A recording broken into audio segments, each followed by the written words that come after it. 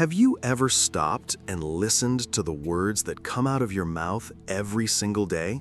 Not just the big ones like, I love you, or I hate this, but the quiet ones, the throwaway phrases, the things you say without thinking, like, I can't, I'm tired, I'll never get it right, I always mess up, or even just a sigh that says more than a sentence ever could. Most people don't realize this, but those small words, the ones that slip through the cracks of our busy lives, are building your entire reality. They're not just things you say, they're commands, programs, instructions to your brain and body. And over time, those little words stack up like bricks. They build the house you live in, the world you see, and the limits you believe are real.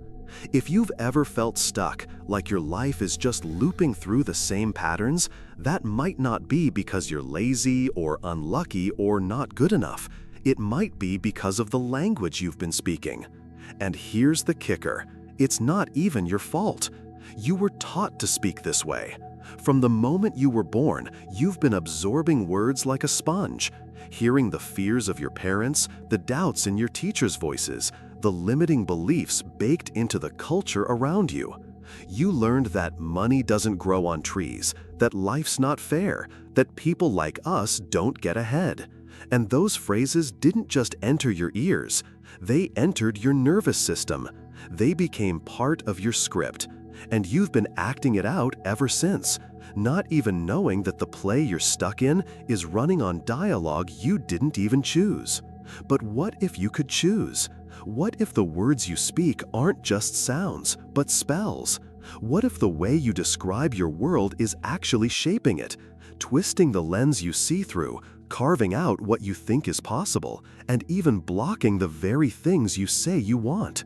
Because here's what they never told you: your brain is listening, your body is listening. The universe, in some mysterious way we don't fully understand, is listening too. Words carry frequency, vibration, intention, and every time you say something, even if you're joking or being sarcastic or just trying to fit in, your system registers it. When you say, I'm broke, your mind starts filtering out opportunities that could bring you money.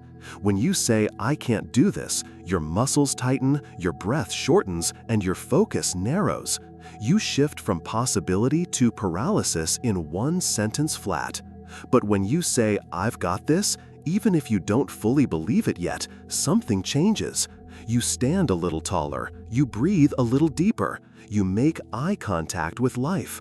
And that's not just metaphor, it's biology. Neuroscience now shows that words actually rewire your brain. That's right. Through a process called neuroplasticity, your thoughts and language literally reshape your neural pathways. You speak it enough, and your mind starts building that path as the new default. That's why affirmations, when done with intention and belief, can feel like magic. They're not just fluff, they're repetition that creates reality. And the flip side is just as true. Repeating negative phrases trains your mind to find evidence of them everywhere. It's like programming a GPS to take you where you don't want to go, and then being surprised when you arrive at the wrong place. But here's where it gets even deeper. Words aren't just about you. They influence everything around you. Have you ever noticed how certain people just bring the whole room down? It's not just their energy, it's their language. The complaints, the criticism, the passive-aggressive comments. That stuff spreads like a virus. And the same is true of positive, uplifting language. A single encouraging phrase can shift someone's entire day. Think about it. Have you ever been having a rough time and someone said something kind to you, something small but genuine, and suddenly your whole outlook changed? That's the power we all carry in our mouths. We're walking around with tools of creation or destruction, and we use them thousands of times a day without realizing it. That's why it's not enough to just think positively. You have to speak it out loud, into the room, into your relationships, into your mirror, into your life. Because silence has a frequency too, and often it defaults to fear. But words Words cut through the noise. They give shape to the formless. They bring the invisible into focus. And when you choose them carefully, when you speak with intention, you start to feel the shift. Not just in your mindset, but in your mood, your body, your choices, your relationships, your circumstances. Everything bends to the direction of your voice. And this isn't about pretending everything is perfect. It's not about toxic positivity or ignoring real problems. It's about becoming conscious, owning the fact that the words you speak are casting votes for the life you want or the life you're trying to escape. When you say, "I'm learning," instead of "I always mess this up," you open a door. When you say, "I'm figuring it out," instead of "I have no idea what I'm doing," you take the wheel back. The truth is, most people are just repeating the language they were given. But that doesn't have to be you. You can rewrite the script. You can choose new words. And in doing so, you choose a new reality. Because words are just what you say. They're what you live. Let's go even deeper, because if you're still thinking words are just sounds we use to communicate, you're missing the whole point. Words are frequencies, vibrations. They carry energy, they transfer meaning, and they shape form. You don't have to be spiritual to understand this. You just have to pay attention. Science backs this up in ways that are almost hard to believe. Ever heard of cymatics? It's the study of how sound shapes matter. When scientists play frequencies through a metal plate covered in sand, the grains rearrange themselves into perfect geometric patterns, as if the sound itself is drawing with invisible hands. That's not magic, that's resonance. That's energy moving through form. And what are your words but sound waves wrapped in meaning? Every sentence you speak is carrying a vibration through space, through your body, through the world around you. And if a simple tone can organize grains of sand into patterns, imagine what years of repeated phrases are doing to your nervous system. Imagine what your daily language is doing to your emotional state, your posture, your chemistry, your identity. When you say, "I'm so stressed," your body releases cortisol. When you say, "I feel calm and grounded," your breath shifts, your blood pressure responds, your shoulders relax, your cells react. That's not just mental, that's physical. Your body believes your words. It doesn't know the difference between fact and repetition. The more you say it, the more real it becomes. And this is where most people trap themselves. Not because they're bad people, not because they don't want to change, but because they've been speaking the same phrases for so long they don't even hear them anymore. It's just background noise. But what if you paused for a day and really listened to your own language? What would you hear? What stories are you telling without knowing it? And more importantly, who wrote those stories? You didn't choose most of your beliefs. Let that sink in. You didn't choose the words you were first taught. You didn't choose the way people described you when you were young. You didn't choose the way society speaks about money, success, love, health, or happiness. You inherited it, handed down from generations who were trying to survive, not thrive, passed on from people who were repeating what they were told. Language is a cultural inheritance, and it's full of outdated software. Think about it. We say, "I can't afford that," more easily than we say, "How can I make this possible?" We say, "This is too hard," instead of, "What can I learn from this?" We say, "That's just the way it is," like some unchangeable law is in place, even when we're talking about things we hate. Language becomes the cage, and we call it comfort. But here's the truth. You can update the language. You can rewrite the script. You can break the spell. But you have to choose your words like your life depends on it, because it does. Start noticing the phrases that feel heavy. Start questioning the ones that shut doors instead of opening them. Ask yourself, when I say this, am I building something or tearing it down? Am I moving forward or staying stuck? Even a phrase like, "I'm always late," sounds harmless, but it reinforces an identity. It tells your subconscious, "This is who I am." And your mind will do everything it can to stay consistent with that identity. But switch it to, "I'm learning to manage my time better," And suddenly, you give yourself a future, a path, an evolution. The words you choose either trap you in who you've been or free you to become someone new. That's the power you carry in every sentence, and once you see it, you can't unsee it. Now let's get into the real-world application, because this isn't just philosophy, it's practical, it's everyday. It's what you say when you're late to work, when your kid asks a question, when your partner upsets you, when you look in the mirror. That's where the real transformation happens. Most people want to change their lives, but they don't want to change their language. They want to feel different, act different, succeed differently, but they keep using the same vocabulary that created their current situation. It's like trying to build a new house with old, broken tools. You want a better relationship? Start with better language. Not just toward your partner, but toward yourself. Catch the phrases like, "I'm always messing things up," or "they never listen to me," or "this is hopeless." Catch them. Interrupt them. Replace them. Say, "I'm growing through this," or "we're learning how to communicate," or "this matters to me." Same situation, new language, new outcome. And it works with everything: your health, your finances, your mindset. Don't say, "I'm just not a morning person." Say, "I'm learning how to start my days with energy." Don't say, "I suck at this." Say, "This is challenging, but I'm improving." This is not about lying to yourself.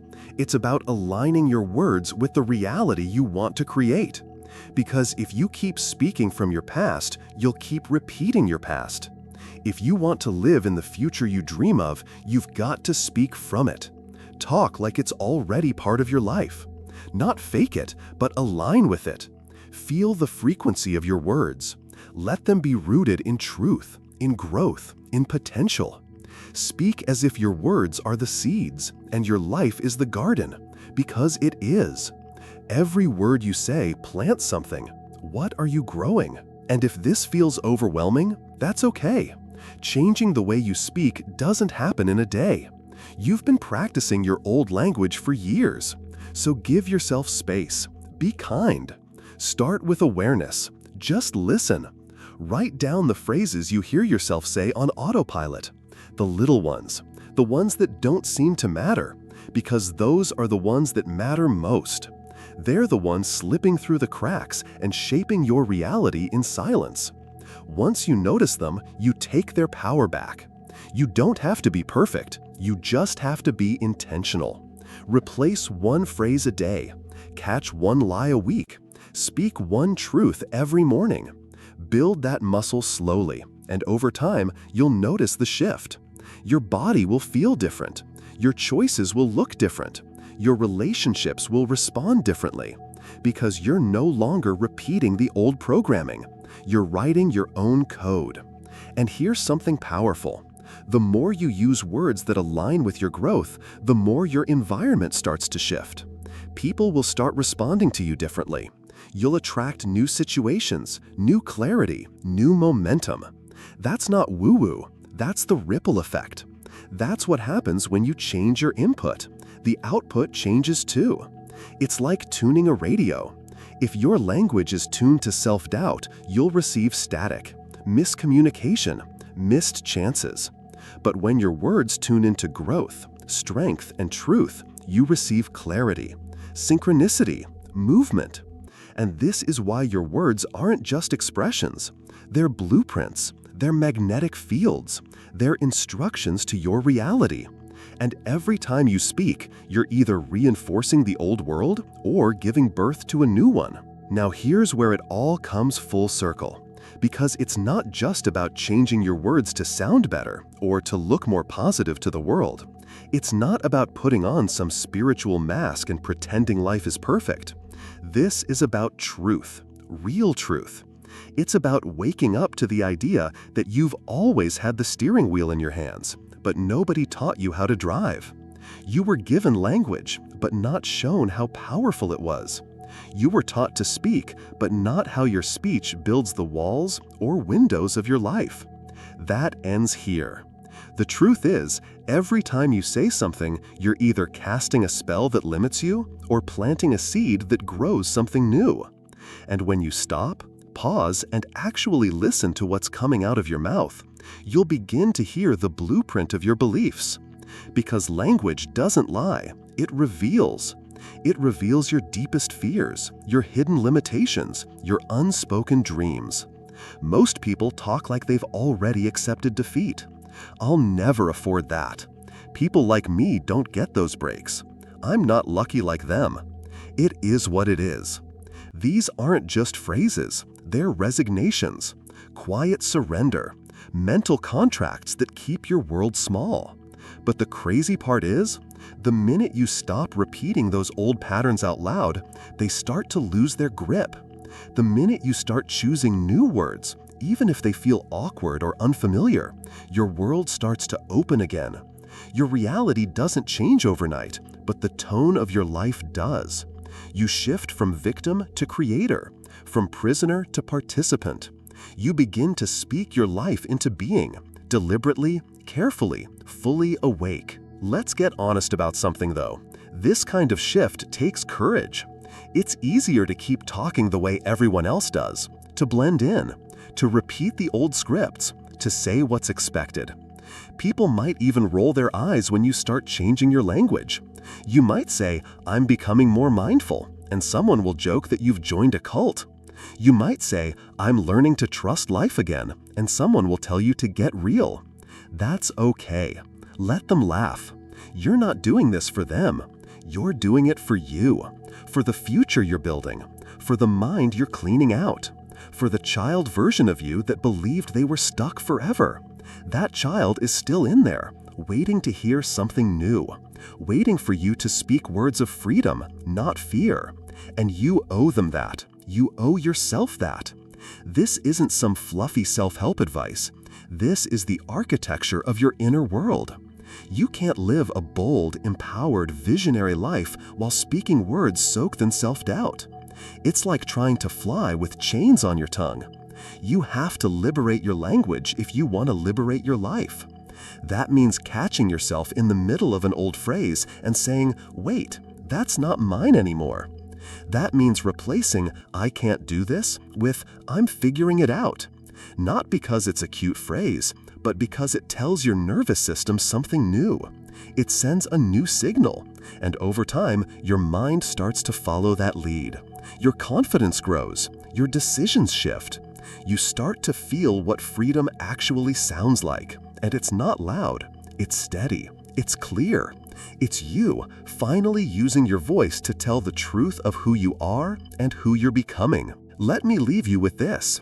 The world is already full of noise, full of people shouting opinions, doubting themselves, playing small, repeating patterns without knowing they're doing it. You don't have to add to that noise. You can become a signal, a tuning fork for truth.